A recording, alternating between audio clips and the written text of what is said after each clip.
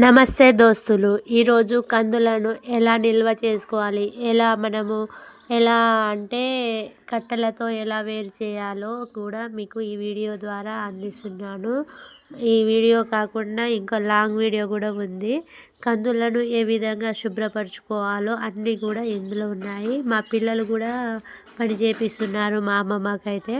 అందరు కలిసి చేస్తేనే కదా, కలిసికట్టుగా ఉంటేనే పని తొందరగా అవుతుంది. కాబట్టి మేమందరం కలిసి ఇగో చూడండి, ఈ కంది చేనులో నుంచి కాసుకొచ్చి ఆ ఎండబెట్టి గింజలు ఎండిన తర్వాతనే కందులను కొట్టాలి. కందులను కొట్టడం ద్వారా గింజలు అనేవి బయటికి వస్తాయి. చూడండి, లాస్ట్కి మనం వండుకొని తినేటప్పుడు మాత్రం ఒక చాట తీసుకొని ఈ విధంగా ఏరి పారేయాలి. రాళ్ళను ఏరి పారేయకపోతే మనం తినేటప్పుడు మన ప్లేట్లోకి వస్తాయి. కాబట్టి ఇలా ఏరి చేసుకోవాలి. ఈ వీడియో మొత్తం నా ఛానల్లో ఉంది. లైక్ చేయండి, సబ్స్క్రైబ్ చేయండి, లైక్ చేయండి, నా కామెంట్ చేయండి. ఏమైనా మీకు డౌట్స్ ఉంటే నా ఛానల్లో కామెంట్ పెట్టండి.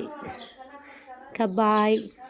రాళ్ళను వేరు చేయడం ద్వారా కందులు అనేవి మనము గుగ్గిలు అయినా పప్పు కూడా మనం రుబ్బుకోవచ్చు. దీంతో పప్పు చారు అంతా కందిపప్పు అంటేనే ఫేమస్. కందిపప్పు గుగ్గిలు అంటే ఇంకా టేస్ట్ గుగ్గిలు. కాబట్టి నా ఛానల్ని సబ్స్క్రైబ్ చేయండి ప్లీజ్ ప్లీజ్ ప్లీజ్ ప్లీజ్.